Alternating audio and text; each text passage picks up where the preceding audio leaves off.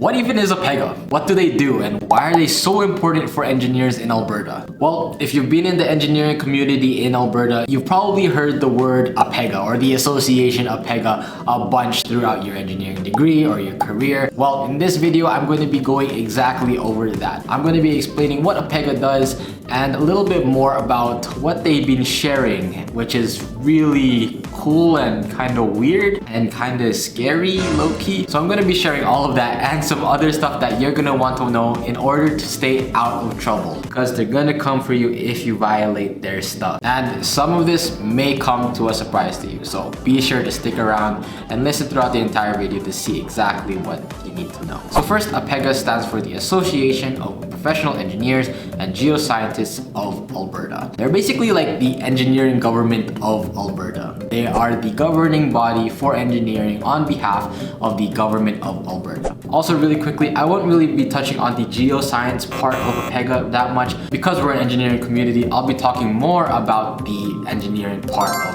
APEGA. But the thing is, if you're in the engineering community, you probably already knew that. So the question becomes, what do they even do? So APEGA's main function is really to license individuals and companies that want to practice engineering in Alberta.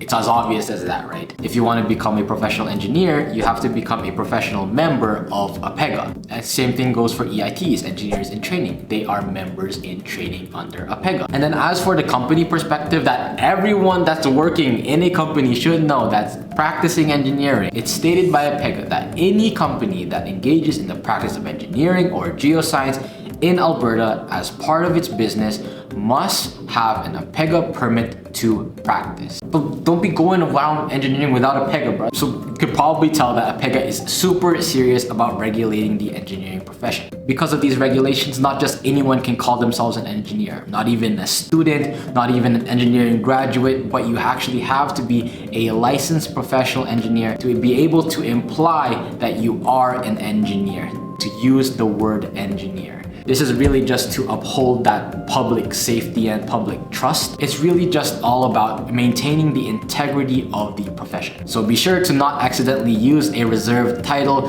that would imply that you are a licensed member of APEGA so that you don't get in trouble with them, of course. However, there has been some changes to this rule relatively recently. Just back in 2023, there was an ongoing legal battle between APEGA versus Getty Images and Jobber, which had been using the term software engineer for its employees just freely, basically. Now, as a result, the title software engineer is now open for people to use legally that are non-engineers. So although APEGA has the power over the engineering profession itself, they're not necessarily above the laws, and there are changes that can be made. I guess I can call myself a software engineer.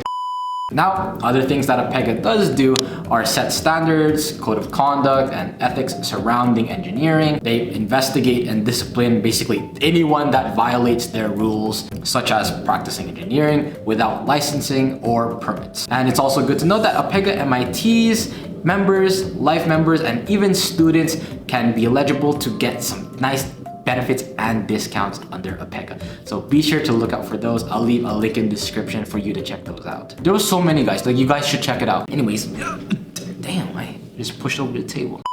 Okay, but while I was doing my research for this video, I found this one thing that was pretty crazy, and I didn't even realize that APEGA actually shares this information. And this is something that you should really know about. So one thing that I did find was that APEGA actually publishes when they discipline professional engineers, and it's all public knowledge. So there's like a whole website that you can go look through that has all these people, all these professional engineers that had been disciplined under APEGA, and their entire reports going over exactly what had happened and what caused them to go under investigation or what caused them to get disciplined or whatever.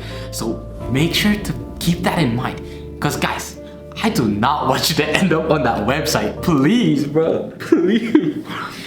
Please, guys, I don't want your names to be on that website.